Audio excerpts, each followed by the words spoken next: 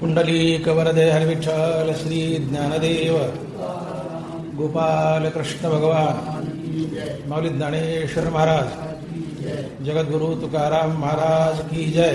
गणपती बाप्पा. हे विषय जया ते ना कळीती तया सुख दुःख दोन्ही न पवती आणि गर्भवासू संगती नाही तया.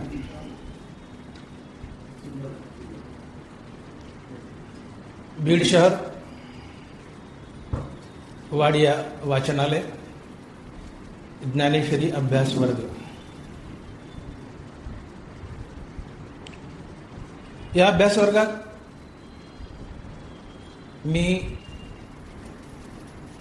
दुसऱ्या अध्यायावर गेल्या 1 महिन्यापासून चिंतन मांडत आहे. 2 प्रवचन झालीत, आजचं 3रं आहे. 8 दिवसाचा गॅप गेलाय, पण 6 महिन्याचा गॅप गेलाय असं वाटायलंय मला. 6 महिन्यापूर्वी बोललो तर असं वाटायला 8 दिवस गेलाय गॅप. मागच्या हो ना 15 दिवस मागच्या प्रवचनामध्ये आपण पाहिलं की भगवंत अर्जुनाला बोलतायत की अर्जुना, तू ज्ञानेंद्रियाचे विषय भोगू नकोस. जर तू ज्ञानेंद्रियाचे विषय भोगलेस तर हे ज्ञानेंद्रिय तुझ्या मनाला आपल्या कचाट्यात घेतील आणि मनाला भ्रम होईल. मन देव आहे, परंतु देव असणे ते स्वतःला जीव समजेल. आणि ज्ञानेंद्रियाचे विषय भोगलेस, मन इंद्रियाच्या ताब्यात गेलं, मनाला भ्रम झाला की मी देव नसून मी जीव आहे, तर तू कायमचा संसार बंधनात अडकशील. पहिला तुझा तोटा. दुसरा तोटा, ज्ञानेंद्रियाचे विषय भोगलेस तर तुझ्या जीवनात सुखदुःखाची निर्मिती होईल आणि सुखदुःखाचे चटके तुला भोगावे लागतील. दुसरा तोटा. आणि तिसरा तोटा, ज्ञानेंद्रियाचे विषय जर भोगलेस तर तुझ्या जीवनात पाप पुण्याची निर्मिती होईल आणि या पाप पुण्यात पाप जास्त बलाढ्य असल्यामुळं ते पाप तुला नरकाला नेईल. ही तुझी 3 तोटे होतील. पैकी एक तोटा, ज्ञानेंद्रियाचे विषय भोगले तर तुझ्या जीवनात सुखदुःखाची निर्मिती होईल आणि सुखदुःखाचे चटके भोगावे लागतील. हा पैलू आपण मागच्या प्रवचनात कव्हर केलाय.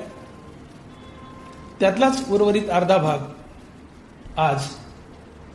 अर्जुना, तू जर ज्ञानेंद्रियाचे विषय भोगलेस, अर्जुना तुझ्या जीवनात पाप पुण्याची निर्मिती होईल आणि हे पाप पुण्य तुला संसारात बांधेल. आजचा मूळ विषय असा आहे की ज्ञानेंद्रियाचे विषय भोगले तर माणसाच्या जीवनात पाप पुण्याची निर्मिती होते आणि हे पाप पुण्य माणसाला संसारात बांधतं. तुम्ही जर परमार्थाची व्याख्या केली तर परमार्थ म्हणजे काय? जीवन पाप पुण्य रहित करण्यासाठी आयुष्यभर केलेली रामनामाची साधना म्हणजेच परमार्थ.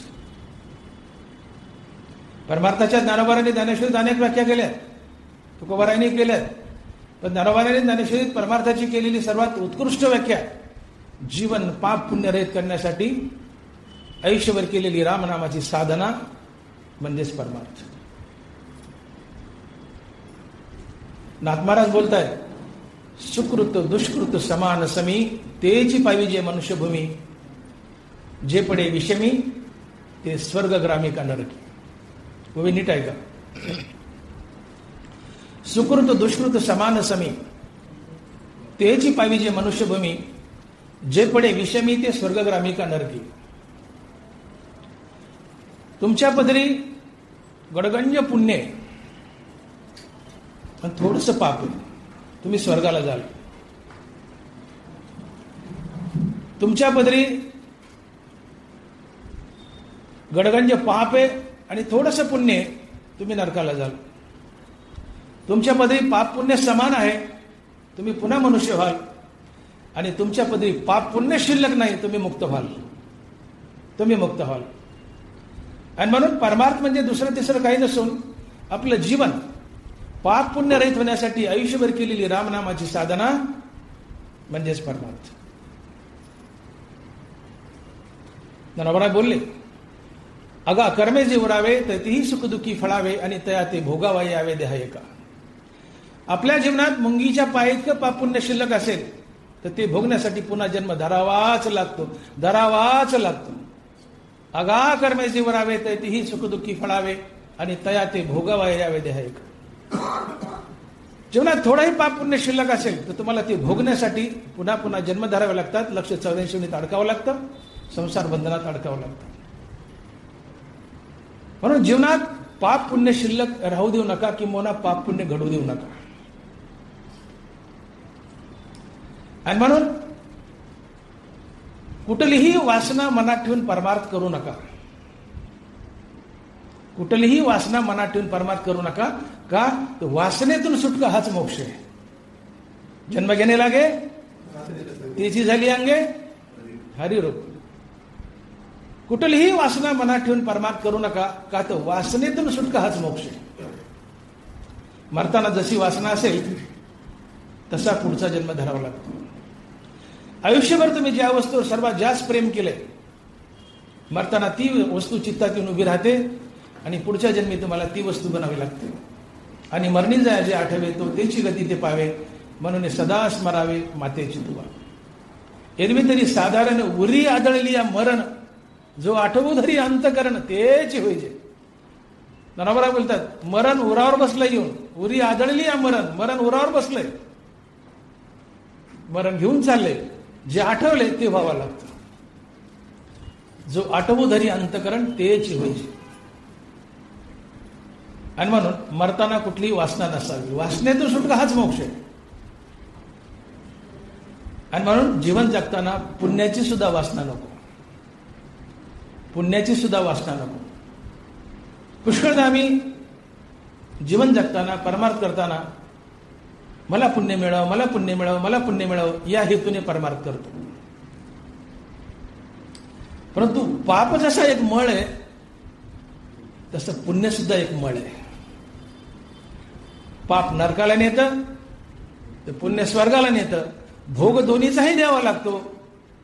आणि पुण्य संपलं, भोगून झालं की त्याला मृत्यू लोकात येऊन पडावं लागतं, किडामुंगी व्हावं लागतं. तया पुण्याची पावटी सरे सवेची इंदपणाची उठी उतरे आणि येऊ लागती माघारे मृत्यू लोक. यावं लागतं, किडामुंगी बनावं लागतं. तुका म्हणे जाती पुण्यक्षय अधोगती. तुका म्हणे जाती पुण्यक्षय अधोगती. ज्या पुण्याची शिदोरी घेऊन स्वर्गात गेले ते पुण्य भोगून झालं, पदच्युत व्हावं लागतं, मृत्यू लोकातून पडावं लागतं, किडामुंगी बनावं लागतं. प्रभू रामचंद्र आणि लक्ष्मण दोघे वनामध्ये, विश्वामित्र त्यांना घेऊन गेले दशरथ राजाकडून राक्षस मारण्यासाठी. दुपारची वेळ एका झाडाखाली सावलीला बसले.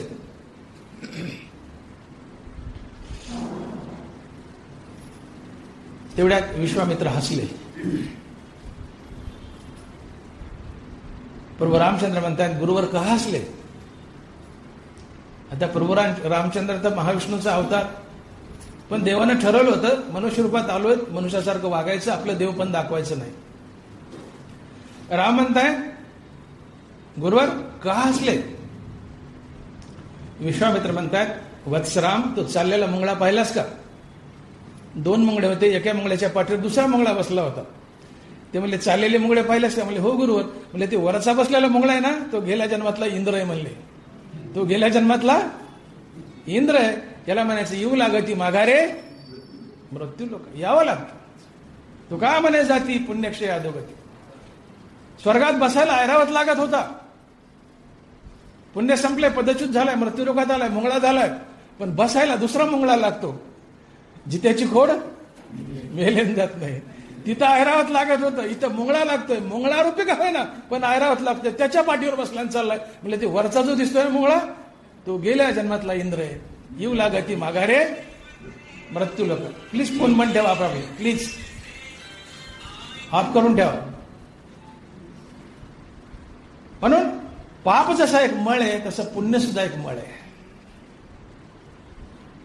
स्वर्ग नरक सूचक अज्ञान वाले धर्माधिक ते सांडून निघाली अशेक ज्ञाने येणे. व नीट आहे का ज्ञानावरची. स्वर्ग नरक सूचक अज्ञान वाले धर्माधिक ते सांडून निघाली अशेक ज्ञाने येणे. अज्ञानाच्या पोटी धर्म आणि अधर्म जन्म घेतो. धर्म पुण्याला जन्म देतो, अधर्म पापाला जन्म देतो. पुण्य स्वर्गाला नेतं, पाप नरकाला नेतं. भोग दोन्हीचाही द्यावा लागतो. भोगून झाल्यानंतर पुन्हा मृत्यू लोकात येऊन पडावं लागतं. किडा मुंगी झाड झुडूप व्हावं लागतं. 84 लक्षणाने 84 लक्ष योनीमध्ये अडकावं लागतं. म्हणून आमच्या ज्या चढावडी लागतात जीवन जगताना, अन्नदान करा, अन्नदान करा, अनेक प्रकारचे दानाचे प्रकार आहेत. हे करा, ते करा, ते करा, जरूर करा.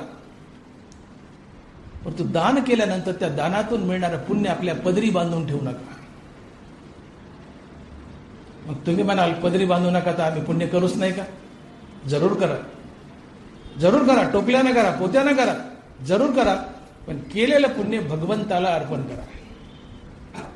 भगवंताच्या बँकेत डिपॉझिट करा. ते पुण्य तुम्हाला मोक्षाला नेईल. आपल्या पदरी बांधू नका. पुण्य आपल्या पदरी बांधणारे बांधलं की ते तुम्हाला स्वर्गाला नेणारच. पुण्य असो की पाप असो, पाप नरकाला, पुण्य स्वर्गाला, भोग दोन्हीच आहे. भोगून झाले की पुन्हा मृत्यू लोकात पडायचं, किडा मुंगी व्हायचं. पाप तर करायचंच नाही, पण केलेलं पुण्य भगवंताला अर्पण करायचं आणि पाप पुण्यरहित जीवन बनवायचं. आणि मग तुकोबाराय बोलले, तुका म्हणे झालो आम्ही अग्निरूप. करा कंप्लीट वाक्य. एनीबडी? तुका म्हणे आम्ही झालो अग्निरूप, निधी लागो पाप पुण्य अंगा. निधी लागो पाप पुण्य अंगा.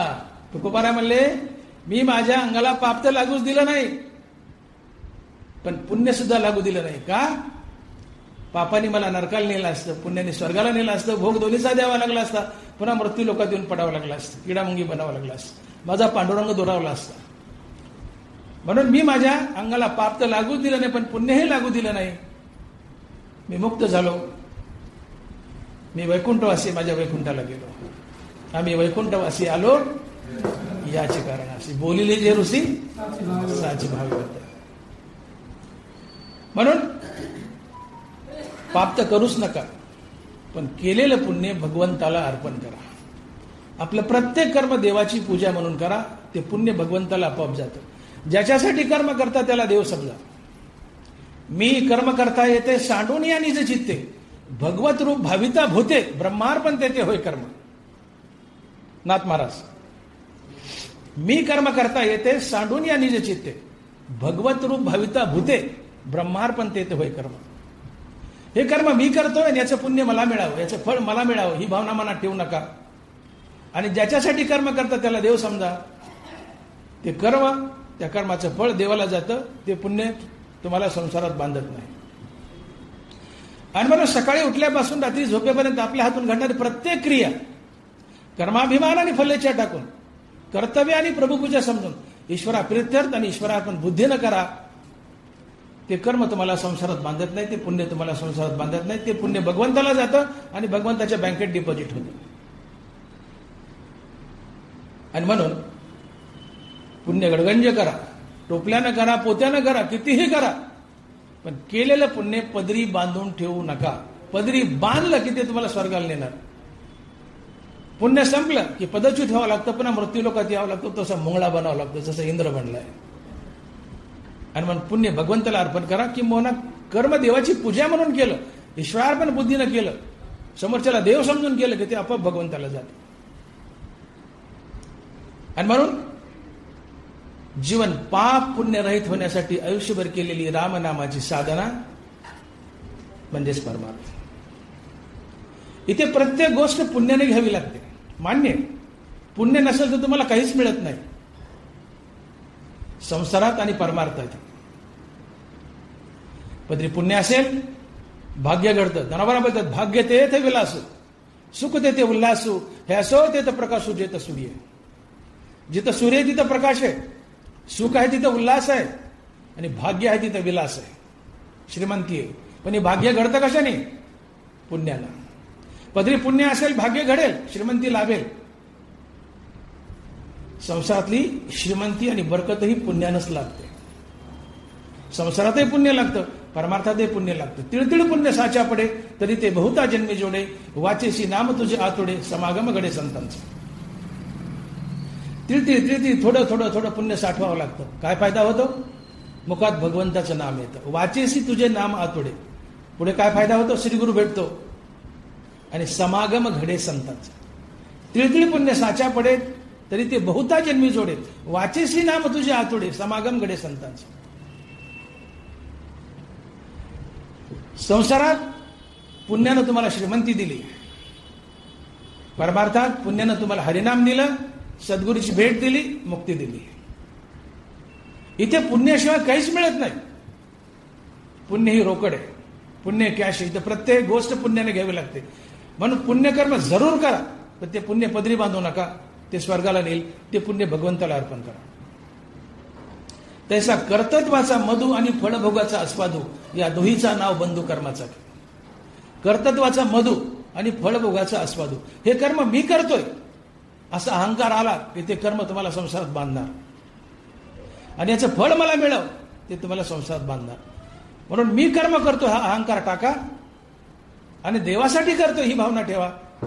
ते कर्म आपाप देवाला जातं.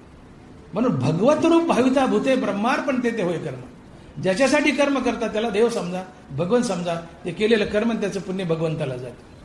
त्या पुण्यातून तुम्ही चुकते होता. ते पुण्य तुम्हाला संसारात बांधत नाही. आणि म्हणून आपलं जीवन पाप पुण्यरहित व्हावं यासाठी आयुष्यभर केलेली रामनामाची साधना म्हणजेच परमार्थ. जीवन पाप पुण्यरहित व्हावं. ननवरा बोलताय, ऐशी कर्म संवेदशा होय ते विदेशा, मग श्री गुरु अपेसा भेटेची गा. ओव्या जरा बारकाई नाही करायचं, अटेंटिव्हली. ऐसी कर्म संवेदशा होय ते विदेशा, मग श्री गुरु अपेसा भेटेची गा. कर्म संवेदशा म्हणजे जीवनात पुण्यही नाही पापही नाही. दिस इज कॉल्ड एज कर्म संवेदशा. माऊलीच बोलते, धरवली वेचे सरे भोगे तो प्राचीन पुरे, नवे तव नौप करे काहीची करो. धरवणी वेचे सरे, वनी म्हणजे पाणी. घरात रांजणात किंवा टिप्यात पाणी साठवले, तुम्ही आम्ही किंवा घरातल्या बायका मंडळी ते पाणी वापरून संपवतात. रांजणात टिप्यात पाणी साठले पण वापरून संपवलं. तसं प्रारब्ध भोगून संपवायचं. धरवणी वेचे सरे भोगे तो प्राचीन पुरे, प्राचीन म्हणजे प्रारब्ध. घरात रांजणात साठवलेलं पाणी वापरून संपवतात, तसं प्रारब्ध भोगून संपवायचं. आणि हातून घडणार प्रत्येक कर्म देवाची पूजा म्हणून करायचं. पाठीमागचं प्रारब्ध भोगून संपवलं, संचित संपलं. आणि आता केलेलं प्रत्येक कर्म, पाप तर करायचं नाही पण केलेलं प्रत्येक पुण्य देवाला अर्पण करायचं. म्हणजे नवीन क्रियमान तयार होत नाही. आणि नवीन क्रियमान तयार झालं नाही तर नवीन संचित नाही, संचित नाही म्हणून प्रारब्ध नाही, आणि प्रारब्ध नाही किंवा संचित नाही म्हणून पुढचा जन्म नाही. याला म्हणायचं ऐसी कर्म संवेदशा होय ते विदेशा, मग श्री गुरु अपेसा भेटेची का. जीवनात पुण्य नाही पाप नाही अशी अवस्था आली की श्री गुरु स्वतःहून येतो, तुम्हाला भेट देतो. अहम ब्रह्मास्मी या महावाक्याचं श्रवण करतो आणि मुक्त करतो. त्यावेळेस श्रीगुरु अर्थात संत नसेल तर माझ्या विठोबाचा कैसा प्रेमभाव, आपणची देव होय गुरु. क्या बात आहे. श्रीगुरु येतो, पण त्या काळात श्रीगुरु उपलब्ध नसेल. कारण जगात सगळ्यात दुर्मिळ काय तर संत आहे. शेकडो वर्षात एखादा संत होतो. बहु अवघड आहे संत भेटी. या जगात सगळ्यात अवघड काय असेल तर बहु अवघड आहे संत भेटी. तुकोबर आहे तो महात्मा धनुर्धरा दुर्लभ होती. या जगात सगळ्यात दुर्मिळ काय असेल तर संत भेटी. मग तुम्ही सदशिष्य बनलाय, तुमच्या जीवनात पाप पुण्य नाहीये आणि मुक्ती मिळण्यास पात्र आहेत. सद्गुरू आणायचा कुठून? माझ्या विठोबाचा कैसा प्रेमभाव, आपणच देव पांडुरंग परमात्मा सद्गुरू बनून येतो आणि तुम्हाला मुक्ती देतो. म्हणून सदशिष्य बना. जीवनात पुण्यही नको आणि पापही नको. पाप तर करायचंच नाहीत, केलेलं पुण्य भगवंताला अर्पण करायचं आणि मोकळं व्हायचं. जीवन पाप पुण्य रहित होतं. घरातलं पाणी जसं वापरून संपवलं तसं प्रारब्ध भोगून संपवायचं. पाप करायचं नाही, पुण्य करायचं, पण ते भगवंताला अर्पण करायचं. मागचं संपलं संचित. या जन्मात क्रियमान तयार केलं नाही म्हणून पुढे संचित नाही, म्हणून प्रारब्ध नाही. पाप पुण्य नाही म्हणून पुढचा जन्म नाही. आम्हाला जन्मच का लागतो? पुढचा जन्म का धरावा लागतो? पाप पुण्य शिल्लक असेल तर आगा कर्मे जीवरावे, तर ती सुखदुःखी फळावे तया ते भोगावा यावे आहे का? पाप पुण्य शिल्लक असेल तर ते भोगण्यासाठी पुढचा जन्म आहे. पण पाप पुण्य जर नील झाले तर तुम्हाला पुढचा जन्मच लाभत नाही. देवाला येऊन मुक्ती द्यावी लागते. ते देवावर बाइंडिंग आहे, बंधन आहे. मग येऊनी फळाचा घडू पारुशली किडीची वाढू, श्रीगुरु भेटोनी करी पाडू बुभुत्सु जैसा. श्रीगुरु भेटोनी हे शब्द आहे का? श्रीगुरु भेटोनी करी पाडू बुभुत्सु जैसा. श्रीगुरु अपेस आहे. श्रीगुरु स्वतःहून येतो आणि भेट देतो. श्रीगुरु उपलब्ध नसेल, पांडुरंग येतो श्रीगुरु बरोबर. मग जीवनात करायचं काय? तर आम्हाला आमच्या जीवनातलं पाप पुण्य न्यूट्रल करायचं. आणि म्हणून मी बोललो की जीवन पाप पुण्य रहित करण्यासाठी आयुष्यभर केलेली रामनामाची साधना म्हणजेच परमार्थ. आता जीवनात पाप पुण्य काय येतं? आपल्याला पाप पुण्य नील करायचे. पापही नको आणि पुण्यही नको. मग हे पाप पुण्य जीवनात काय येतं हा प्रश्न येईल ना. ठीक आहे डॉक्टर साहेब, मोठे साहेब, पाप पुण्य नील करू, पण पाप पुण्य येतं का? तर पाप पुण्य प्रामुख्यानं दोन गोष्टीमुळे येतं. एक ज्ञानेंद्रियाचा विषयभोग, जे आजचा टॉपिक आहे आपला, ज्ञानेंद्रियाचा विषयभोग. आणि दुसरं आपण केलेली बरी वाईट कर्म. तर आपण केलेली बरी वाईट कर्म यातून पुण्य आणि पाप आपल्या जीवनात येतं. हा फार मोठा टॉपिक आहे. पुढच्या भावी प्रवचनात एखाद्या दिवस आपण तो मांडू. दोन्ही कव्हर होणार नाहीत. आज या प्रसंगी आपण फक्त ज्ञानेंद्रियाच्या विषयभोगातून निर्माण होणारं पाप पुण्य ते कसं निर्माण होतं आणि ते आपल्याला संसारात कसं बांधतं याचा विचार मांडू. हे लक्षात घ्या, आपल्या जीवनात पाप पुण्याची निर्मिती दोन कारणामुळे होते. एक ज्ञानेंद्रियाचा विषयभोग आणि दुसरं आपण केलेली बरी वाईट कर्म.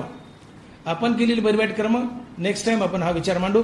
आज प्रस्तुत प्रवचनात विचार मांडायचा की ज्ञानेंद्रियाच्या विषयभोगाने आपल्या जीवनात पाप पुण्याची निर्मिती होते, ती कशी होते आणि पुण्य आम्हाला संसारात कसं बांधतं. एकूण 5 ज्ञानेंद्रिय आहेत. मागच्या वेळेस आपण बोललो, त्यांचे विषय पाहिले. तर मागचा टॉपिक काय होता? मागचा टॉपिक असा होता, आपण 3 मुद्दे मांडले. अर्जुना, तुझं ज्ञानेंद्रियाचे विषय भोगशील तर ज्ञानेंद्रिय मनाला आपल्या ताब्यात घेतील, संसार बंधनात अडकशील, पहिलं नुकसान. दुसरं, ज्ञानेंद्रियाचे विषय भोगशील, तुझ्या जन्मात सुखदुःखाची निर्मिती होईल, हे चटके तुला भोगावे लागतील सुखदुःखाचे. आणि तिसरा तोटा, ज्ञानेंद्रियाचे विषय भोगशील तर तुझ्या जीवनात पाप पुण्याची निर्मिती होईल आणि पाप पुण्य तुला संसारात बांधेल. आजचा हा टॉपिक आहे आपला. आणि हे पाप पुण्य कसं निर्माण होतं ज्ञानेंद्रियाच्या विषयभोगातून आणि ते संसारात कसं बांधतं, यासाठी आजची निवडलेली ववी ही विषय जया ते ना कळेती तया सुख दुःख दोन्ही न पवती आणि गर्भवासू संगती नाही तया. ग्रंथात ज्ञानेश्वरी अध्याय 2. एकूण 5 ज्ञानेंद्रिय: कान, नाक, डोळा, जीभ आणि त्वचा. प्रत्येक इंद्रियाचा आपापला एक स्वतंत्र विषय आहे. शब्द कानाचा विषय. देखे शब्दाची व्याप्ती निंदा आणि स्तुती, ते तद्वेषा द्वेष उपजती श्रवणाद्वारे. शब्द कानाचा विषय. शब्द 2 प्रकारचे, स्तुतीपर, निंदापर. डोळा, ध्यासूर आणि सुरेख रूपाचे स्वरूप देख, जे उपजावी सुख दुःख नेत्रद्वारे. रूप हा डोळ्याचा विषय, त्यातलं एक ध्यासूर रूप, एक सुरेख रूप. सुगंधो आणि दुर्गंधो हा परिमळाचा भेदो, घ्राणाशी विषादू तोषू देतात. गंध हा नाकाचा विषय. गंध 2 प्रकारचा, सुगंध आणि दुसरा दुर्गंध. स्पर्श हा त्वचेचा विषय. स्पर्श 2 प्रकारचे, मृदू आणि कठीण. मृदू आणि कठीण स्पर्शाचे 2 गुण, वपूचे निसंगे कारण संतोष खेदा. आता राहिली जीभ. तैसाची द्विविध रसू, जो उपजवी प्रीती आणि त्रासो. म्हणून हा अपभ्रंश विषय सांगू. वेळ मिळाला तर 5 इंद्रिय कव्हर करू. सुरुवातीला कान कव्हर करू आणि बघू वेळ कसा येतो. त्यानुसार पुढे चालू आपण. मी कानाचं उदाहरण सांगतो. कान ज्ञानेंद्रिय. शब्द हा कानाचा विषय आहे. शब्द 2 प्रकारचे. देखे शब्दाची व्याप्ती निंदा आणि स्तुती. तिथं द्वेष उपजती श्रवणाद्वारे. शब्द कानाचा विषय. शब्द 2 प्रकारचे. एक स्तुतीपर आणि एक निंदापर. आता तुम्ही, मी बोललो मागच्या वेळेस, कारण मागचं प्रवचन हे इंद्रियाच्या बाबतीत थोडं इंटरमिंगल होतंय. काही गोष्टी मी मागच्या प्रवचनात बोलून गेलो, कारण ज्ञानेंद्रियाचाच विषय हा. फक्त तिथं सुखदुःख होतं, इथं पाप पुण्य. मी बोललो तुम्हाला की शब्द 2 प्रकारचे. एक स्तुतीपर एक निंदापर. हे प्रवचन संपल्यानंतर तुमच्यापैकी काही 10-5 लोक माझ्याकडे आले आणि तोंड भरून माझं कौतुक करू लागले. वा वा वा वा वा डॉक्टर भागवत मोठे, काय प्रवचन केलं तुम्ही, काय प्रवचन केलं, काय ज्ञानेश्वरीचा स्टडी आहे, काय अभ्यास आहे. अशी बी ज्ञानेश्वरी असते का हो? आम्हाला वाटलं ज्ञानेश्वरी फक्त भक्ती आणि मुक्तीच देते, पण दैनंदिन जीवन कसं जगावं हे सुद्धा ज्ञानेश्वरी सांगते. अशी बी ज्ञानेश्वरी असते का हो? वा वा वा वा वा, काय मोठे साहेब प्रवचन केलं. मला गुदगुल्या होतील, गुदगुल्या. मी फुगेल नाही, फुटेल. मी बोललो माणसाला स्तुती किती प्रिय. विनोद म्हणून सांगतो, मेलेला माणूस स्तुती ऐकायला उठतो, स्तुती ऐकून पुन्हा मरतो. हे शक्य नसतं, पण यातली अतिशक्ती सोडा. पण स्तुती किती प्रिय, त्यातला क्लायमॅक्स. स्तुती ऐकायला मेलेला मनुष्य उठतो, स्तुती ऐकून पुन्हा मरतो. प्रत्येकाला स्तुती प्रिय. हे तुम्ही आम्ही पॉश कपडे घालून फिरतो कशा करता. काय छान दिसतीस ग, काय छान दिसतीस ग, काय गोड दिसतीस ग, काय सुंदर दिसता हो. हे ऐकण्यासाठी आम्ही नटतो बाहेर निघतो. सुंदर मेकअप केला एखाद्या पुरुषाने किंवा स्त्रीने, पॉश कपडे घातले तर बाहेर गेले आणि कुत्रं नाही म्हणलं तू चांगली दिसतेस, धाडकन पलंगावर उडी मारती, सिनेमात मारती तशी, पोटावर उडी मारती, पलंगा मोडाना, कपडे फेकून देती. मला चांगलं कसं कोणी म्हणलं नाही. स्तुती माणसाला प्रिय. एका बाईने एकदा अंगठी केली.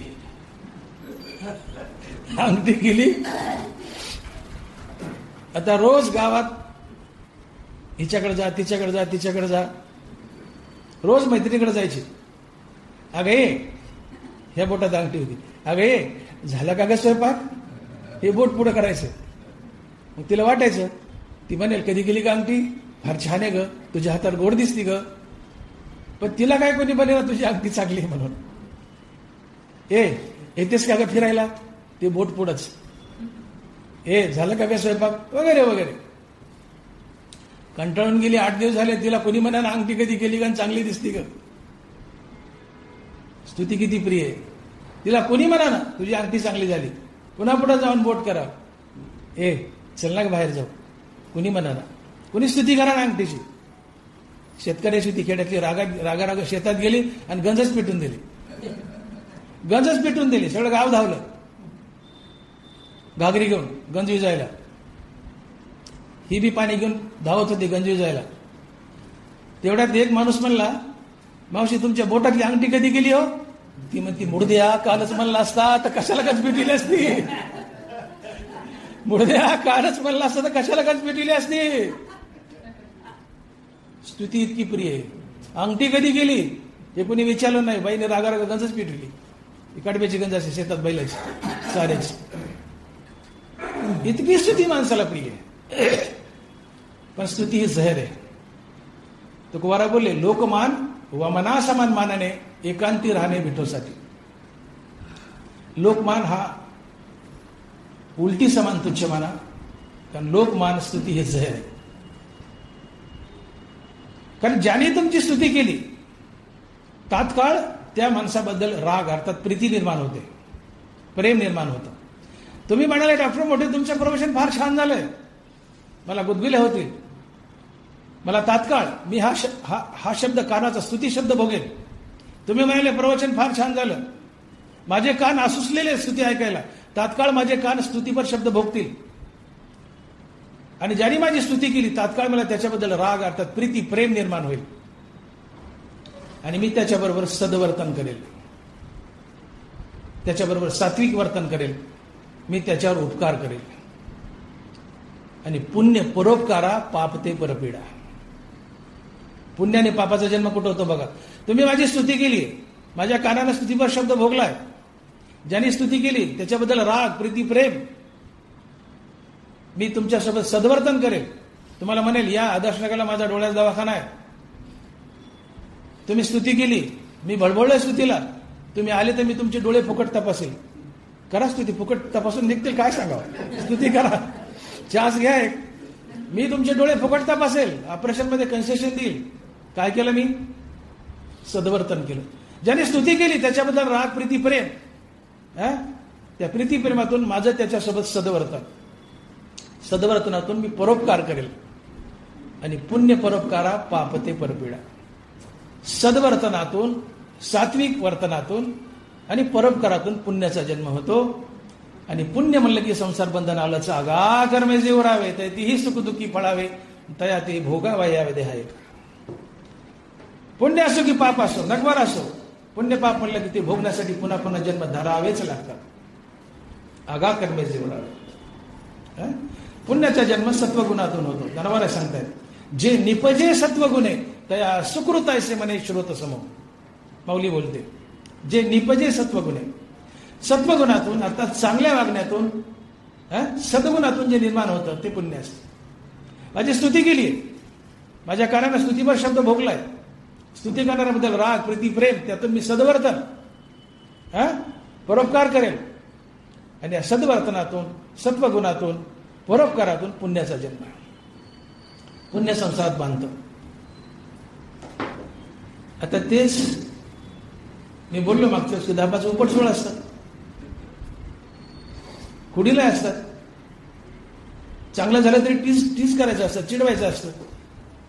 काय डॉक्टर मोठे, ज्याचा धंदा त्यांनीच करावा, कशाला नादायला लागले इकडं, यायला न जायला टिंब टिंब. हे काय तुमचं काम आहे का? तुम्ही डोळे तपासा, ऑपरेशनच करा, कशाला नादायला लागले इकडं. तुमचं प्रवचन काही धड झालं नाही. पुढच्या वेळेस वाडियात तुम्हाला आम्ही बोलणार नाही, तुमचं प्रवचन काही धड झालं नाही.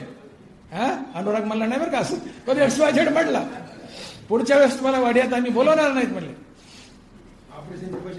एक मिनिट. आत अहंकार सुप्त अवस्थेत दडलेला असतो. आत अहंकार सुप्त अवस्थेत दडलेला असतो, तो आतून ढुसणी मारतो.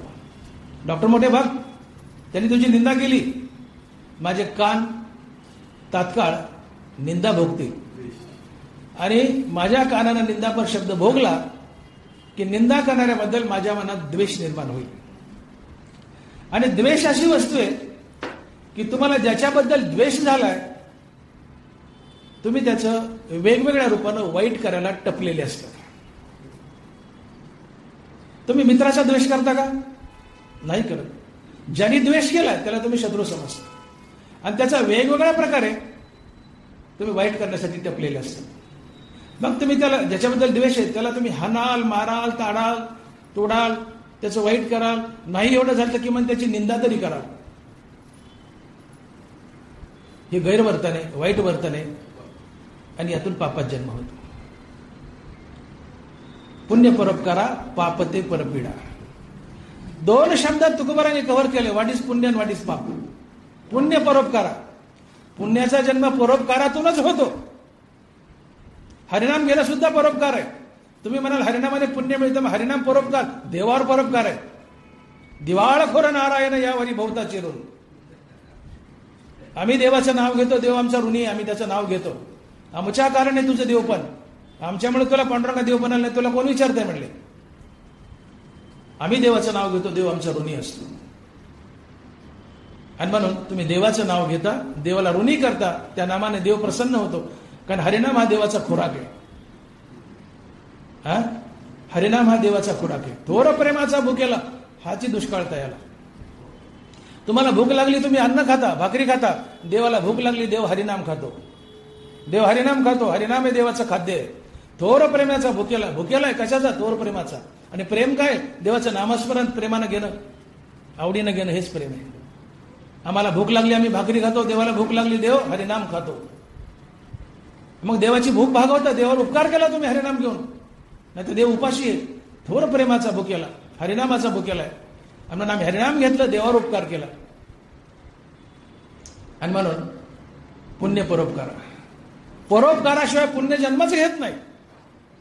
आज तो विषय नाही, भविष्यात बघू कधी. परोपकारातूनच पुण्याचा जन्म होतो, हा सिद्धांत मांडलाय तुकोबाराने. पुण्य परोपकारा, पाप ते परपिडा. परोपकारातून पुण्य, परपिडेतून पाप.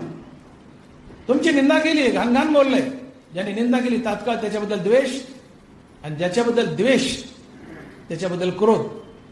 आणि ज्याच्याबद्दल तुम्ही मनात द्वेष आणि क्रोध वागवताय त्याचं एक ना एक दिवस वाईट करण्यासाठी तुम्ही टपलेले असतात, त्याला पीडा देतातच. आणि या पिढीतून पापाचा जन्म होतो. आणि पुण्य आणि पाप म्हणलं की संसार बंधन आलंच. आगा कर्मे जे उरावे ते तीही सुखदुःखी फळावे, आणि तया ते भोगावा यावे देहायक. राहिलं मोठी पीडा देणं, पण कमीत कमी निंदा तरी करा. ज्याच्याबद्दल आपल्या मनात द्वेष आहे, एखाद्या मित्रापाशी जाल, त्याला लाख शिव्या देताल, अरे ते असला आहे, तसला आहे, फलाना आहे, बिस्ताना आहे, त्याची निंदा तरी करा. ज्याच्याबद्दल द्वेष आहे त्याचं ताडण मारण कराल, हाणान माराल, इथं कोण झाली, परपिडा द्याल, परपिड्यातून पाप, पण किमान निंदा तरी करा. आणि समोरच्याची निंदा केली की काय होतं?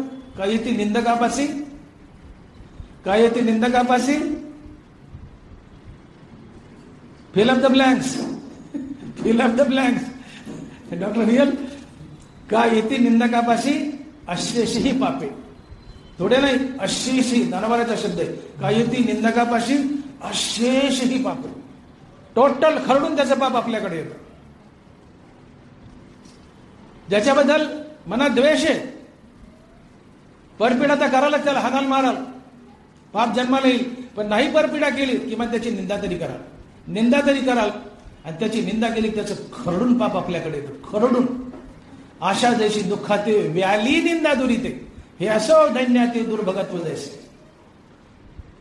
आशा दुःखाला जन्म देते, निंदा पापाला जन्म देते, आणि दुर्भाग्य गरिबीला जन्म देते. हे असं दैन्याते दुर्भगत्व जैसे. आशा जैशी दुःखाते व्याली निंदा दुरीते. व्याली म्हटले ज्ञानोबारांनी, व्याली कुत्री विते, डुकरीन विते, बदबद 4-5 पिल्ले देते, निंदाही विते, गाठोड्याच्या गाठोडे विते पापाची. म्हणून व्याली निंदा दुरीते. निंदा पापाला नुसता जन्म देत नाही, पापाला विते. कुत्रीला 5-6 पिल्ले होतात, डुकरीला 5-6 पिल्ले होतात, म्हणून विते. व्याली निंदा दुरीते. ज्याच्याबद्दल द्वेष आहे, त्याची निंदा केली, त्याचं खरडून पाप आपल्याकडे येतं. आणि म्हणून आम्ही ग्रुपमध्ये जर बसलो कुठं, 5-5:30ला चहा घ्यायला कुठं तरी जमा होतो. आता कुठं जमा होतो सांगत नाही, पण जमा होतो आम्ही. तिथं काय पांडुरंगाच्या गप्पा असतात का? पांडुरंग सावळा आहे का, गोरा आहे, विटेवर उभा आहे का, कटेवर हात आहे, या गप्पा असतात का? अरे ही आली, ती गेली, ह्याचं ते, त्याचं ते. आम्ही लोकांचे धुणे धुतो, उखंडे सुकरतो. ज्ञानोबा म्हणतात सावधान, सावधान. आशा जशी दुःखाते व्याली निंदा दुरीते. त्याचं खरडून पाप आपल्याकडे येतो. परमार्थिक दृष्ट्या तो श्रीमंत होतो, आम्ही गरीब होतो, का त्याचं पाप आमच्याकडे आले.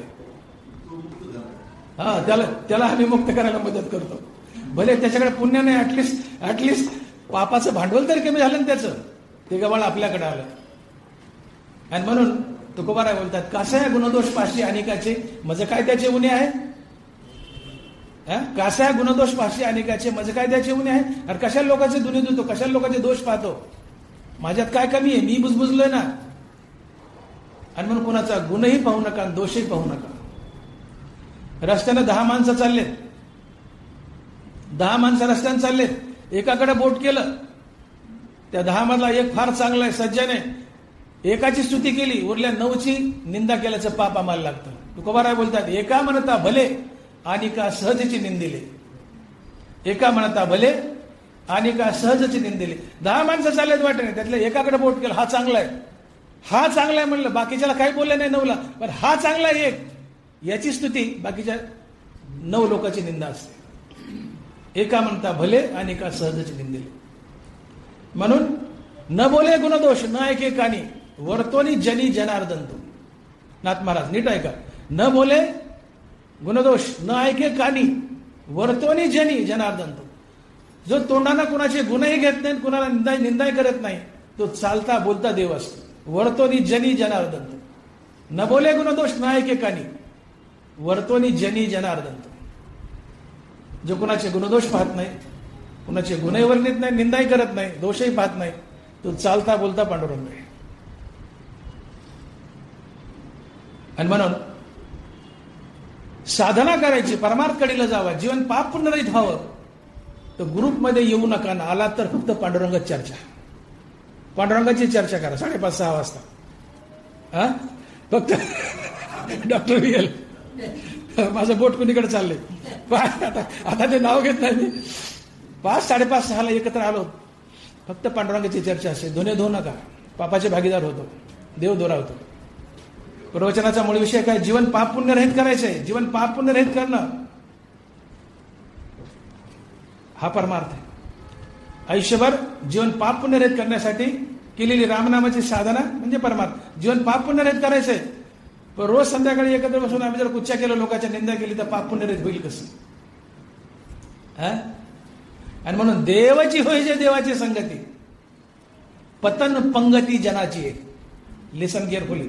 देव तुकोबर आहे, देवाची होईजे देवाची संगती, पतन पंगती जनाची. जनाच्या पंक्तीत गेले, ग्रुपमध्ये गेले, 5-6 एकत्र बसले, उच्चरवाट्यावर बसले 5,000 जण, पतन पंगती जनाची. एकत्र आलात कुठं? Discuss only on God, only on God. लोकांच्या कुच्च्या करत बसलात, पतन पंगती जनाची. जनात गेलात, बोललात तर निंदाच करणार, निंदा केली पतनच होणार. मग कसा गुणदोष पाहू अनेकाचे, मज काय त्याचे गुन्हे आहे, माझ्यात काय कमी? खरकाट गुणदोष कशाला लोकांचं धुनत व्हायचे, लोकांचे गुणदोष कशाला पाहतात. आणि म्हणून ज्याने निंदा केली, तात्काळ त्या निंदा करणाऱ्या माणसाबद्दल द्वेष. आता अहंकार सुप्तावस्थेत दडलेला असतो, तो आतून ढुसणी मारतो, बाग तुझी निंदा केली. तो अहंकार तुमच्या कानाला निंदापर शब्द भोगायला होतो. कानाने निंदा भोगली की तात्काळ मनुष्य टणकन उडी मारतो. निंदा कानाने शब्द भोगला निंदापर की निंदा करणाऱ्याबद्दल द्वेष, द्वेषातून क्रोध, आणि ज्याच्याबद्दल क्रोधाने निंदा आहे त्याला तुम्ही कुठल्या ना कुठल्या प्रकारे परपीडा देताच, हाणून मारून असो किंवा निंदा करून असो. आणि ही परपीडा दिली की परपीडेतून पापाचा जन्म, पुण्य परोपकारा, पाप ते परपीडा, आणि ही परपीडेतून आलेलं पाप तुम्हाला संसारात बांधतं. आणि म्हणून ज्ञानेंद्राचे विषय बघू नका.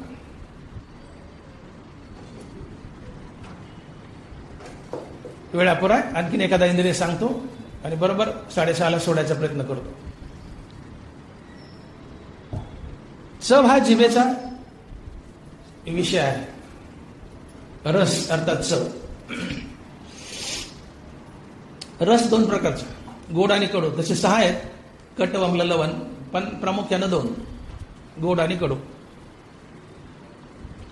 जिभेला गोड रस आवडतो, कडू रस आवडत नाही.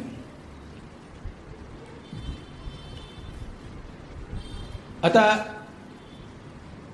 प्रवचनाला, कीर्तनाला आम्ही बाहेर गेलो तर बऱ्याच माता माऊल्यांचा हट्ट असतो की महाराजांनी आमच्या घरी यावं, महाराजांनी आमच्या घरी यावं, आमच्या घराला पाय लावावेत. आता हट्टापोटी जावं लागतं. असंच मला एका बाईने, कीर्तन संपलं, 6 ते 8 कीर्तन होतं, लवकरच संपलं, भूकही लागली होती. बाई म्हणजे चला जेवायला महाराज. सोबतचे 2-3 लोक गेलो, आम्ही 4-5 लोक बसलो जेवायला. बाईने आणून वाढला आम्हाला. आता प्रेमापोटी ती पुन्हा पुन्हा यायची, आणि मी सेंट्रल अध्यक्ष कीर्तनकार होतो ना, त्यामुळे चेअरपर्सन मी होतो. माझ्याकडे पुन्हा पुन्हा यायची, घ्या ना महाराज, घ्या ना महाराज. म्हटलं मावशी भरपूर झालं ना, घ्या ना महाराज. आणि पुन्हा पुन्हा म्हणायची, महाराज कशी झाली भाजी, महाराज कशी झाली भाजी. तर 2दा-3दा मी ऐकलं. पुन्हा एकदा आली वाढायला, घ्या ना महाराज, महाराज कशी झाली भाजी. म्हणलं आजी जगलो वाचलो तर उद्या सांगेल. जगलो वाचलं तर उद्या सांगाल, म्हणलं आज सांगत नाही. ते म्हणली का? म्हणलं भाजीच एवढी तिखट झाली की तोंडात घातली की खालून वरून मुंग्या निघतात. म्हणलं जगलो वाचलं तर उद्या सांगाल, म्हणलं बाई आज सांगत नाही. काय झालं इथं? चव हा जिभेचा विषय. चव दोन प्रकारची, रस दोन प्रकारची, गोड आणि कडू. अति तिखट लाल जरीत भाजी वाढली. ज्या बाईने मला अति तिखट, मला त्रास होईल अशी भाजी खाऊ घातली, तात्काळ माझ्या मनात त्या बाईबद्दल द्वेष, द्वेषातून क्रोध. मी समजदार म्हणून ग बसलो. एखादा म्हणला असतं काय मावशी 17 बार विचारालीस, मरणाची तिकट केलीस, हो तिकडं. मी गैरवर्तन केलं असतं, वाईट वाईट बोललो असतो, परपिडा केली असती. या परपिडेतून पापाचा जन्म, पाप ते परपिडा. आणि तेच गोड भाजी वाढली तर मटक्या मारमार खातो. जिने सुंदर भाजी वाढली तिच्याबद्दल राग, त्यातून प्रीती प्रेम, त्यातून सद्वर्तन, सद्वर्तनातून पुण्याचा जन्म. पुण्य परोपकारा, पाप ते परपिडा. सद्वर्तन करेल. हॉटेलमध्ये गेलो, चांगलं जेवण मिळालं, टीप देतो आम्ही, 50 रुपयाची टीप देतो, कौतुक करतो, सद्वर्तन करतो, पुण्याचा जन्म. आणि तेच घाण जेवण असेल तर 2 शिवाय घालता निघून जातो. घाण जेवण देण्याबद्दल द्वेष, द्वेषातून क्रोध, गलिच्छ वर्तन, गलिच्छ वर्तनातून पापाचा जन्म. पुण्य आणि पाप म्हणलं की संसार बंधन. अशा प्रकारे आम्ही या ज्ञानेंद्रियाचे दररोज विषय भोगतो. हे चालूच आहे. सुगंध आणि दुर्गंध हा परिमळाचा भेद हो, घ्राणाशी विषादूत औषध देतात. मी बोललो मागे, कारण वो भी इंटरमिंगल होते मागच्या. आणि तुम्हाला कोणी अत्तरचा वास दिला, उदबत्तीचा वास दिला, आनंद झाला, पादलेल्या वासाने नक्की दुःख होईल. उदबत्तीच्या वासाने आनंद नका, पादलेल्या वासाने दुःख होणार नाही. स्तुतीने आनंद नका, निंदेने दुःख होणार नाही. गोड रस खाल्ल्याने आनंद नका, कडू कारलं खाल्ल्याने दुःख होणार नाही. मृदू स्पर्शाने आनंद नका, चापट मारल्याने, कठीण स्पर्शाने दुःख होणार नाही. सुरेख रूप पाहिल्याने आनंद नका, घाणेरडं रूप पाहिल्याने दुःख होणार नाही. सुरेख रूप पाहिलं, सुंदर स्त्री पाहिली, आनंद झाला, तर घाणेरडं कुरूप रूप पाहिलं तर दुःख होणारच. तुम्ही ऑफिसमध्ये बसलाय, एखादी सुंदर स्त्री तुमच्याकडे नोकरी मागायला आली, ती फाईल मांडते पुढं. आम्ही म्हणतो बाई फाईल पाहिजे, काय गरज आहे, दिली तुला नोकरी, जा. का? राग, प्रीती आहे, तिच्या रूपावर हा भाळला आहे. हे दोष आहे, पाप आहे. पराया नारी आम्हा रुक्माय समान. पण डोळ्याला निसर्गता सुरेख रूप पाहायला आवडतं, डोळे न्याहाळतात सुंदर रूपाला. बाई दिली तुला नोकरी, तिचं रूप पाहून तिच्याबद्दल राग, प्रीती, प्रेम, त्यातून सद्वर्तन, नोकरी दिली, परोपकार केला, पुण्य परोपकारा, पुण्याचा जन्म झाला पुण्याचा जन्म. एखादी काळी बिंद्री आली तर का ग बाई नोकरी का तुझ्या बापाने ठेवली का? कारखाना का माझ्या घरी, चल नाही. रूप पाहिलं घाणेरडं, द्वेष, द्वेषातून क्रोध, गलिच्छ वर्तन, परपिडा म्हणलं की पाप आलं, पुण्य पाप म्हणलं की संसार बंधन आलं. अगा कर्मे जीवनावे. आई असो, पत्नी असो, प्रेमानं कुरवाळलंय, मृदुस्पर्श त्वचेला आवडतो. आईने कुरवाळलंय, आईबद्दल राग, प्रीती, प्रेम, लेकरू आईच्या पदरात शिरेल, पोटात शिरेल, आईला आवडेल, कवटाळेल, सद्वर्तन, पुण्याचा जन्म. आणि तेच आईने आता काठीने हल्ले, आई पण काठीने हल्ले, त्वचेला कठीण स्पर्श आवडत नाही. पोरगा आईला ढकलून देईल, घाण शब्द बोलेल, आईबद्दल द्वेष, गैरवर्तन, पापाचा जन्म. हे ज्ञानेंद्रियाचे विषय आम्ही दररोज भोगतो आणि यातून पुण्य पापाची निर्मिती करतो आणि हे पुण्य पाप आम्हाला संसारात बांधतो. म्हणून ज्ञानेंद्रियाचे विषय बघू नका. ज्ञानेंद्रियाच्या विषय भोगाची इच्छा म्हणजे काम. आम्ही काम हा शब्द व्यवहारात जो वापरतो, तर काम म्हटलं की आमच्या डोळ्यापुढं स्त्री पुरुषाची लैंगिक भावना येते. कामशास्त्र वगैरे, पिक्चर वगैरे करतात. काम म्हटलं की आमच्या डोळ्यापुढे एकच विषय येतो, काम म्हणजे स्त्री पुरुषाची लैंगिक भावना. हा तर एक अर्थ आहेच त्या काम शब्दाचा, परंतु काम शब्दाचा प्रमुख अर्थ आहे ज्ञानेंद्रियाच्या विषय भोगाची इच्छा. काम म्हणजे इच्छा, काम म्हणजे कामना म्हणजे इच्छा. काम म्हणजे सेक्शुअल अट्रॅक्शन, तो भाग आला. स्त्री पुरुषाची लैंगिक भावना हा एक अर्थ आहे, पण काम या शब्दाचा खरा अर्थ होतो ज्ञानेंद्रियाच्या विषय भोगाची इच्छा. आणि कामातून क्रोध जन्माला येतो. क्रोधाला स्वतंत्र जन्म नसतो. कामाची नाही ते तर क्रोधाची काय सांग, आणि ते कायचे भांडणार आहे तो कोबर आहे. कामच नाही तर क्रोध कुठून जन्माला येईल म्हणले. मुळाचे तोडणे होय जसे शाखा उद्दोषे, कामू नासले नासे क्रोधूत ऐसा. काम नासला, विषय भोगाची इच्छा गेली, काम नासला की क्रोध नासतो.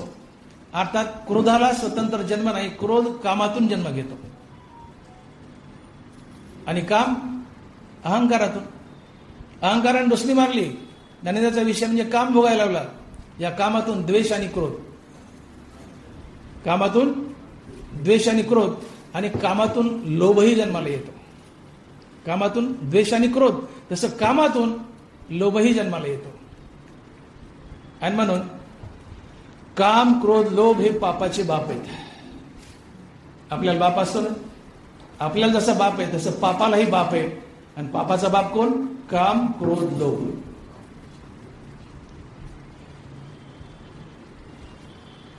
कामातून म्हणजे ज्ञानेंद्राचा विषय भोग, त्यातून द्वेष, द्वेषातून क्रोध, क्रोधातून गलिच्छ वर्तन, पापात जन्म. कामातून क्रोध, त्यातून पाप. तसं कामातून लोभही जन्माला येतो, त्यातून पाप जन्माला येतं. म्हणून सामुदायिक काम, क्रोध, लोभ हे तिघे पापाचे बाप आहेत. कामातून क्रोध, क्रोधातून पाप. तसं कामातून लोभ जन्माला येतो, लोभातूनही पाप जन्माला येतं. एक पंडितजी, ब्राह्मण देवता, गावात त्याला एक सामान्य माणसाने प्रश्न विचारला.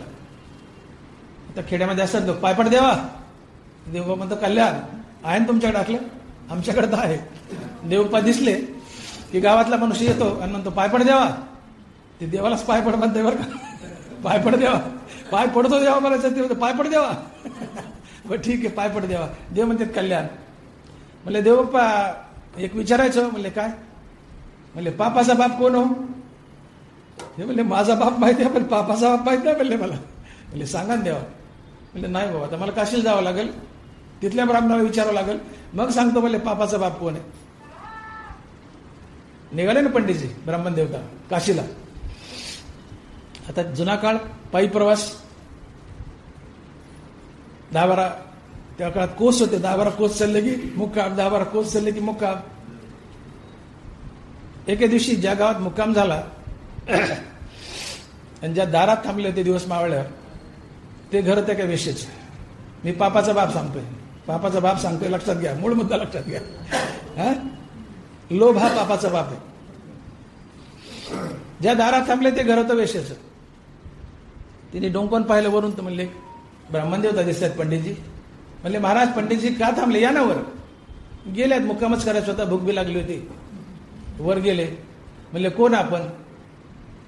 ती बाई सरळ म्हणले मी वेश्या आहे म्हणले. आता विचार केला, मी ब्राह्मण आहे, वेश्येच्या घरी कसा राहू? प्रश्न पडला. पण ठीक आहे मला, रात्र काढायची नावेला जाता कुठं जावा?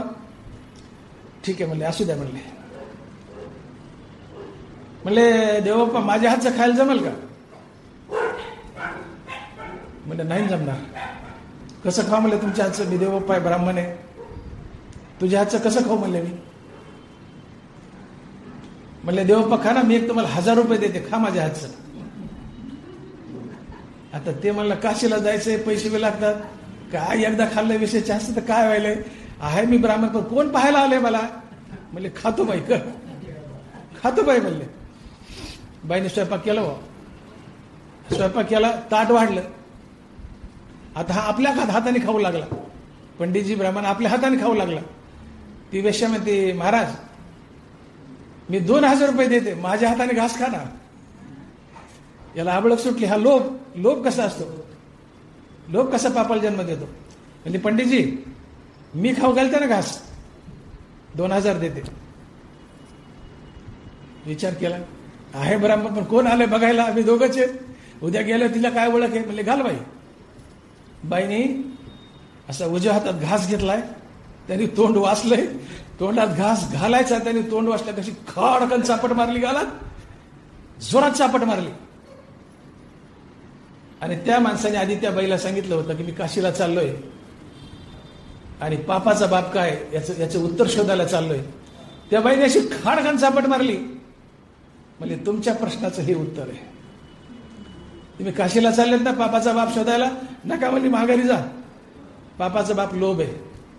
मी वेश्या आहे, माझ्या घरी तुम्ही राहू नाही. पहिली चूक. राहिले, माझ्या हातचं खाऊ नाही, पण मी 1000 रुपये दिले, माझ्या हातचं खाल्लं. बरं ताट वाढलं, तुमच्या हाताने खायचं तर मी घास भरवते म्हणली, तर माझ्या हाताने घास खायला लागले. तुमचा लोभ वाढत गेला, मी पैसे वाढत गेले, तुमचा लोभ वाढत गेला. तुमच्या लोभाने पापाला जन्म दिला. आणि म्हणून दारिद्र्याचे विषय बघा. तो काम क्रोध लोभ जन्माला येतात आणि या काम क्रोध लोभातून पापाचा जन्म होतो. आणि म्हणून काम क्रोध लोभ हे पापाचे बाप आहेत. म्हणून तुम्ही दारिद्र्याचे विषय भोगले रे भोगले की तुमच्या जीवनात पाप पुण्याची निर्मिती होणारच. तुमची कोणी निंदा करणार, कोणी स्तुती करणार, स्तुतीपर शब्द भोगला, त्याच्याबद्दल राग प्रीती, त्यातून सद्वर्तन पुण्य. तुमची कोणी निंदा केली, तुमच्या कारण निंदा भोगली, त्याच्याबद्दल द्वेष, द्वेषातून क्रोध, त्यातून परपिडा, गलिच्छ वर्तन, हाणामार, त्या परपिढीतून पापात जन्म. हे राडगाड आयुष्यभर चालू असतं. आणि म्हणून नरवरा बोलतात की सुखी संतोषाने यावे, दुःखी विषादा न बजावे आणि लाभालाभ न धरावे मनावाचे. बी न्यूट्रल. खऱ्या परमार्थिकानं जीवन न्यूट्रल जगावं. तुमची कोणी स्तुती केली, आनंद मानू नका. सुखी संतोषा न यावे. भरभरून स्तुती केली, सुखी संतोषा न यावे. स्तुतीने आनंद नका, निंदेने दुःख होत नाही. स्तुतीने आनंद झाला, निंदेने दुःख होणारच. त्यातून पुण्यपाप, संसार बंधन. गोडरस खाल्ल्याने आनंद नका, कडूरसानं दुःख होत नाही. गोडरस खाल्ला, कडूरसानं दुःख होणारच. त्यातून पुण्यपाप, संसार बंधन आलंच. सुरेख रूपाने आनंद नका, घाणेरड्या भ्यासू रूपाने दुःख होत नाही. सुरेख रूपाने आनंदाला, भ्यासू रूपाने दुःख होणारच. पुण्यपाप, संसार बंधन आलं. बोललो मी, उद्बत्तीच्या वासाने आनंद नका, पादलेल्या वासाने दुःख होणार नाही. उद्बत्तीच्या वासाने आनंद, पादलेल्या वासाने दुःख होणारच. उद्बत्तीच्या वासाने आनंद नका, मटक्या मारू नका, पादलेल्या वासानं दुःखी होणार नाही. सहज सहन कराल. हे दारिद्र्याचे विषय टाळा. आणि हे दारिद्र्याचे विषय भोगले, त्यातून पुण्यपापाची निर्मिती. आणि ही पुण्यपाप तुम्हाला संसारात बांधेल. आणि म्हणून भगवंत अर्जुनाला बजावतायत. आता शेवटाला आलो आपण. भगवंत अर्जुनाला बजावतायत की अर्जुना, तू जर दारिद्र्याचे विषय भोगलेस तर मन त्याच्या कचाट्यात जाईल, त्याला भ्रम पडेल. तो देव आहे, मन देव आहे, पण ते स्वतःला जीव समजेल. आणि मन जोपर्यंत जीव समजते तोपर्यंत ते संसार बंधनात अडकेल. तुला 84 लक्ष फिरावे लागतील. पहिला तोटा. दुसरा तोटा, दारिद्र्याचे विषय भोगलेस, तुझ्या जीवनात सुखदुःखाची निर्मिती होईल, सुखदुःखाचे चटके भोगावे लागतील. आणि तिसरा तोटा, दारिद्र्याचे विषय भोगलेस तर तुझ्या जीवनात पुण्यपापाची निर्मिती होईल. ही पुण्यपाप संसारात बांधेल. पुण्य थोडं, पाप खूप मोठं, हे पाप तुला नरकाला नेईल. आणि म्हणून दारिद्र्याचे विषय भोगू नका. हे 5 ज्ञानेंद्रिय आहेत, त्याचे स्वतंत्र विषय, ते भोगू नका. म्हणजे स्तुती केल्याने आनंद नका, निंदा केल्याने दुःख होणार नाही. जो मान अपमानातेस आहे, सुख दुःख जेतच समाये. निंदा स्तुती नो हे दुखंड जो. संत जीवन कसं असतं? जो मान अपमानातेस आहे, सुख दुःख जेतच समाये. निंदा स्तुती नो हे दुखंड जो. जो मान आणि अपमान सारखा समजतो. अपमानाला जेवढं महत्व देता, तुमचा कोणी अपमान केला, अपमानानं खचून जाऊ नका. तुम्हाला अपमान पचवता आला की मानही पचवता येतो, किंवा मान पचवता आला तर अपमानही पचवता येतो. तुम्हाला कोणी स्तुती केली, मान दिलाय, भुरळून जाऊ नका, संतोषाला येऊ नका, आनंदाला येऊ नका. मान पचवा. मान पचवला अपमान पचवता येतो, किंवा अपमान पचवला मानही पचवता येतो. मग स्तुती केली, आनंदी होऊ नका. निंदा केली, दुःख होणार नाही. सतासतकर्मी सरिसे पण मनोधर्मी, त्याची योगस्थिती उत्तमी प्रशंसित. ज्ञानोबा योग सांगतायत. योग काय? सुख आणि दुःखात मनाची एक अविचल अवस्था, बॅलन्स्ड अवस्था. सुखी संतोषाने यावे, दुःखी विषादाने बजावे, लाभालाभ न धरावे म्हणावाचे. स्तुतीने आनंद नका, निंदेने दुःख होत नाही. स्तुतीने आनंद झाला, निंदेने दुःख होईल. कुणी प्रेमाने हात फिरवला, आनंद नका, चापट मारल्याने दुःख होणार नाही. पण प्रेमाने हात फिरवला, आनंद झाला, चापटीने दुःख होणार. मग मृदुस्पर्शाने आनंद होत नसेल, एखादी मोटरसायकलची धडक लागली तरी तुम्हाला दुःख होणार नाही. तुम्ही त्याला उठवताल, उठ बाबा, लागलं का? बस गाडी, तुला काही लागलं का? मला लागू दे, तुला काही लागलं का? चौकशी करायला पाठवून देताल का? मृदुस्पर्शाने आनंद नाही, कटी स्पर्शाने दुःख नाही. पण मृदुस्पर्शाने आनंद आहे. गाडी नुसती घासून गेली तरी बुटच काढतो आम्ही. बुटच काढतो, त्यातून गैरवर्तन, परपीडा, त्यातून पाप. मग तुम्ही जितके ज्ञानेंद्रियाचे विषय भोगाल तितके पाप पुण्याची निर्मिती होईल. आणि ज्ञानेंद्रियाचे विषय आम्ही दररोज भोगतोय. हे विषय भोगू नका. भगवंत अर्जुनाला बजावतायत की तू ज्ञानेंद्रियाचे विषय भोगू नको. भोगलेस तर तुझ्या जीवनात पुण्य पापाची निर्मिती आणि संसार बंधन. आणि म्हणून मनुष्य जीवनाचं खरं सार्थक जर काय असेल तर दानवाला बोलतायत की आपुली आपण पेया जरी इंद्रिय येती आया तरी अधिक काय धनंजय सार्थक वासे. मानवी जीवनाचं सगळ्यात मोठं सार्थक जर काय असेल तर आपण आपली इंद्रिय जिंकणं, म्हणजे सुखी संतोषाने यावे, दुःखी विषादाने बजावे. आपली इंद्रिय जिंकणं म्हणजे कोणी स्तुती केली आनंद नाही, निंदा केली दुःख नाही. तुम्ही कान हा इंद्रिय जिंकला. सुरेख रूप पाहिलं आनंद नाही, घाणेरडं रूप पाहिलं दुःख नाही, डोळा जिंकला. सुगंध आहे आनंद नाही, दुर्गंधानं दुःख नाही, नाक जिंकलं. गोडरस खाल्लं आनंद नाही, कडूरस खाल्लं दुःख नाही, जीभ जिंकली. मृदुस्पर्श आनंद नाही, कठीण स्पर्श दुःख नाही, त्वचा जिंकली. हे ज्ञानेंद्रियाचे विषय जिंका. हे विषय भोगू नका. साधारण मनुष्य ज्ञानेंद्रियाचे विषय भोगतो, दररोज भोगतो, म्हणून त्याच्या जीवनात पुण्य पापाची निर्मिती आहे. संत विषय भोगत नाहीत म्हणून त्यांच्या जीवनात पुण्य पापाची निर्मिती नाही आणि ते संसार बंधनातून मुक्त होतात. 1-2 मिनिटातून सॉरी विशीत बसलाय पठाण. नातानी गंगा स्नान करून यावं. पठाणानं पानाचा थुंका जमा करावा आणि पचकन नाताच्या अंगावर थुकावं. गाणगाण शब्द बोलावं. नाताने शब्दही बोलू नये. वापस जावं, पुन्हा स्नान करून यावं. त्यांनी पुन्हा थुकावं. परत जावं, नाताने पुन्हा स्नान करून यावं. यांनी परत थुकावं. असं 108 वेळा घडलं. का बरं? इतक्यांदा थुंकल्यानंतर नाताला क्रोध येत नाही. याची 2 कारण आहेत. पहिलं कारण, नाथ संत आहेत. संत जीवन विषयातीत जीवन असते, विषयाच्या पलीकडचं.